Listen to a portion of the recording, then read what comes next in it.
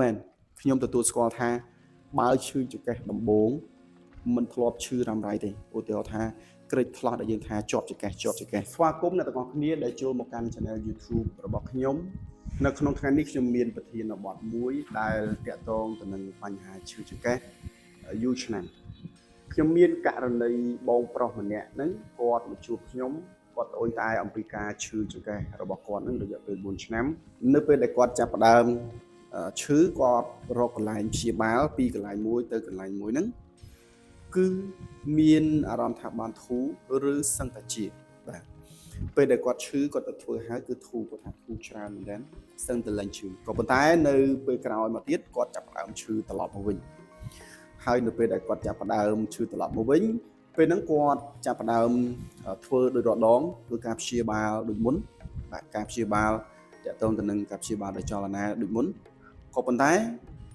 នៅពេលនោះគឺគាត់មិនបានធូរយូរទេហើយយូរទៅគាត់មានអារម្មណ៍ថាគាត់ឈឺកាន់តែខ្លាំងឡើងបាទខ្លាំងឡើងហើយការឈឺនឹងមិនបានថមថយទៅទេគឺមានន័យថាឈឺនៅតែបន្តពេលដែលធ្វើបានតែធូរបាទពេលដែលធ្វើបានតែធូរហើយការឈឺនៅតែបន្តអស់រយៈពេល4ឆ្នាំបាទ4ឆ្នាំសរុបពីការឈឺរហូតមកដល់ពេលបច្ចុប្បន្នហើយជាក់ស្ដែងនៅពេលបច្ចុប្បន្នរាងកាយរបស់គាត់អត់មានតុល្យភាពកម្លាំងក៏ខ្សោយគួបផ្សំទៅនឹងការងាររបស់គាត់នឹងអង្គុយច្រើនបើកឡានច្រើនដូច្នេះរាងកាយរបស់គាត់ទោះបីជាហាត់ប្រាណក៏បានធូរតិចតួចបំផុតក៏ប៉ុន្តែប្រសើរជាងដែលមិនបានហាត់ប្រាណពេលដែលគាត់ឈរគឺចុកពេលដែលគាត់ឈរគឺចុកត្រគាកខាងឆ្វេងចុកត្រគាកខាងឆ្វេងសាច់ដុំនៅផ្នែកចង្កេះខាងស្ដាំអត់ធ្វើការសាច់ដុំនៅសាច់ខ្នងនៅផ្នែកខាងក្រោយគឺអត់ធ្វើការគឺខ្វែងគ្នានៅពេលដែលគាត់ឈរគឺរាងកាយគាត់អត់មានតុល្យភាពឲ្យរាងកាយនឹងប្រើប្រាស់រាងកាយឲ្យ symmetry គ្នាគឺអត់មានបាទដូច្នេះហើយអ្វីដែលខ្ញុំចាប់ផ្ដើមឲ្យគាត់ធ្វើដំបូងនិងរបៀបនៃការដោះស្រាយរយៈពេលវែងដែលខ្ញុំគិតថាតើគាត់គួរតែធ្វើបែបណានោះខ្ញុំគឺធ្វើតាមអ្វីដែលខ្ញុំយល់គឺព្យាយាមឲ្យគាត់ហាត់ប្រាណឲ្យបានត្រឹមត្រូវគឺមានតែវិធីនឹងមួយគត់ក្រោយពីការសម្រួលសរសៃក្រោយពីអីហ្នឹងគឺមានតែការហាត់ប្រាណមួយគត់ដើម្បីឲ្យគាត់វិលទៅរកការធូរស្បើយរយៈពេលវែងហើយសឹងតែមិនត្រឡប់មកវិញនៅពេលដែលគាត់ចាប់ផ្ដើមយល់អំពីចលនានិងគាត់យល់អំពីរបៀបនៃការហាត់ប្រាណរបស់គាត់ខ្លួនឯងពេលនោះហើយគឺជាដំណើរឆ្ពោះទៅរកភាពធូរស្រាលរយៈពេលយូ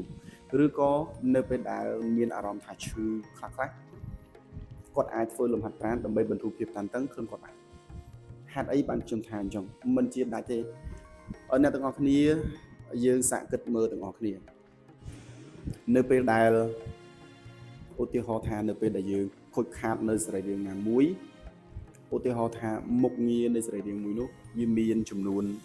100% ប៉ុន្តែនៅពេលដែលយើងបាត់បង់2វាសល់តែ98ទេរាងកាយយើងក៏ដូចគ្នាឧទាហរណ៍ថានៅពេលយើងសឹកទ្រនាប់ឌីបាទសឹកទ្រនាប់ឌីមានន័យថាទ្រនាប់ឌីដែលសឹកនោះគឺបាត់បង់ហើយឧទាហរណ៍ថាទ្រនាប់ឌីដែលមានកម្រាស់ពេញប្រវែងមួយទឹកនៅពេលដែលយើងបាត់អស់មួយហ៊ុនគឺមួយហ៊ុនហ្នឹងគឺបាត់ហើយមួយទឹកហ្នឹងគឺអត់គ្រប់ទេបាទនេះជាឧទាហរណ៍ខ្ញុំគ្រាន់តែឧទាហរណ៍ឲ្យអ្នកទាំងអស់គ្នាយល់ប៉ុន្តែអ្វីដែលយើងនៅគឺយើងខំថែរក្សាខំបាទទប់ស្កាត់កុំឲ្យវាបាត់បង់កាន់តែច្រើនដូច្នេះហើយបានជាខ្ញុំឲ្យអ្នកទាំងអស់គ្នាមកស្វែងយល់ទាំងអស់គ្នាហើយកុំភ័យបាទរាងកាយរបស់យើងគឺមាំរបស់ដែលនៅយើងអាចថែរក្សាឲ្យមានសុខភាពល្អប៉ុណ្ណឹងគឺអត់អីទេជាក់ស្ដែងដូចជាខ្ញុំផ្ទាល់ខ្ញុំធ្លាប់វះកាត់ចង្កេះប៉ុន្តែអ្នកដែលវះកាត់ចង្កេះហើយវះកាត់តំណត់ឌីដែលថាលៀនឌីនេះហើយត្រឡប់មកធ្វើការវិញហាត់ប្រាណដូចមនុស្សធម្មតាវិញគឺមានចំនួនតិចតួចណាបាទមានចំនួនតិចតួចណាព្រោះគាត់ខ្លាចឈឺត្រឡប់មកវិញបាទអញ្ចឹងសួរថានៅពេលដែលខ្ញុំវះកាត់តំណត់ឌីដែលធ្លាយមកប៉ះជាមួយនឹងខ្សែប្រសាទហ្នឹងគេកាត់ចេញអត់គឺគេកាត់ចេញហើយអញ្ចឹងមានន័យថាតំណត់ឌីដែលគេកាត់ចេញមកផ្នែកតូចណាមួយនៃចន្លោះឆ្អឹងកងរបស់ខ្ញុំហ្នឹងគឺវាបាត់បង់ហើយអត់អាចយកទៅគុំអីសាថ្មីបានទេ អញ្ចឹងត្រឡប់មកបងប្រុសដែលឈឺចង្កេះ4ឆ្នាំបញ្ហាសរីរាង្គរបស់គាត់នៃសាច់នៅផ្នែកខាងក្រោមត្រគាកនិងសាច់ដុំគូតនៅផ្នែកខាងឆ្វេងអត់ធ្វើការត្រឡប់ទៅផ្នែកចង្កេះខាងស្ដាំអត់ធ្វើការខាងឆ្វេងខាងក្រោមអត់ធ្វើការខាងស្ដាំអត់ធ្វើការទៅខាងលើសាច់នៅផ្នែកខាងលើខាងឆ្វេងវិញអត់ធ្វើការវិលជុំបាទមានថាវិលពីខាងហ្នឹងមកអញ្ចឹងដំណោះស្រាយគឺនៅលើខ្លួនគាត់តផងបាទយើងគូផ្សំទៅនឹងដំណោះស្រាយគូផ្សំទី1អិរិយាបថទី2ទម្លាប់នៃការធ្វើការនិងការអង្គុយរបស់យើងអ្នកខ្លះអង្គុយយូររហូតដល់1ម៉ោង2ម៉ោងបានយើងក្រោមម្ដងហើយអិរិយាបថនៃការអង្គុយយើងអាចអង្គុយកង់ពេកយើងអាចអង្គុយអែនពេក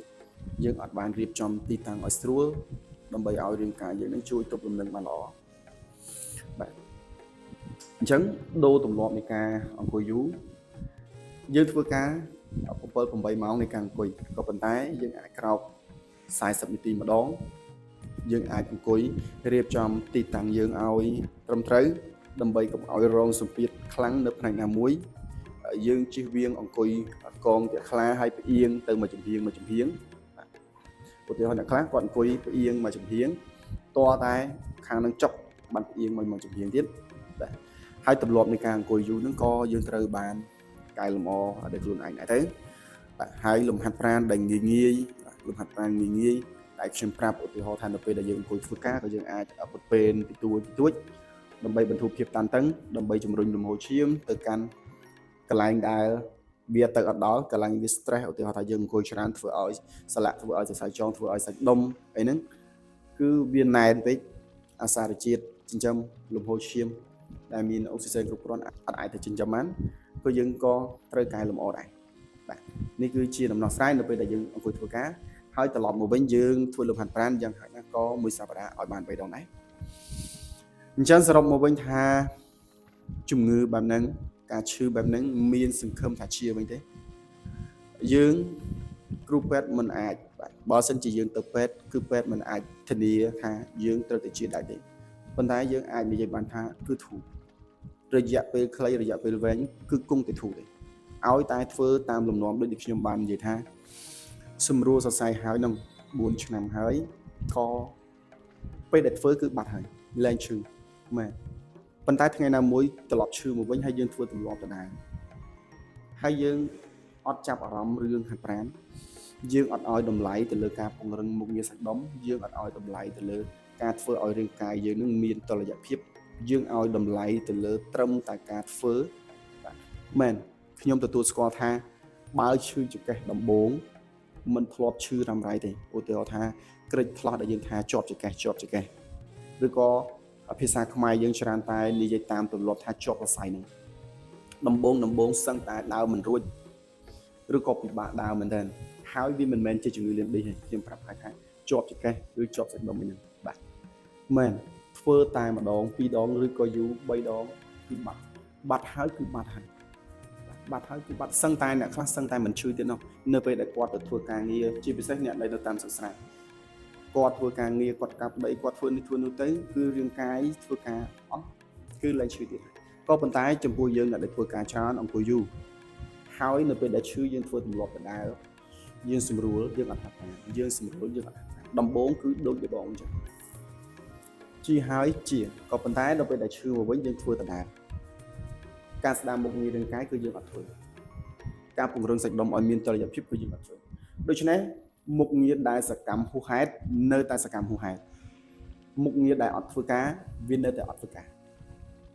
សរុបសេចក្តីថាចុងក្រោយគឺយ៉ាងម៉េចគឺដូចបងប្រុសម្នាក់